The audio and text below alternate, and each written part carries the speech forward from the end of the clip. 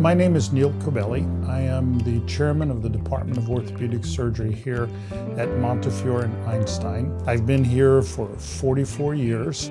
Our primary mission is focused on making sure that many of the folks who live right around us, who don't have a lot of choice about where to go, that they're cared for in the best possible way.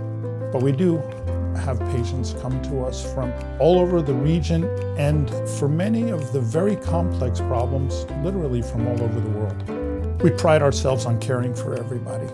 There is no one who is too old, too overweight, too sick, too far gone, too hopeless for us to try and help.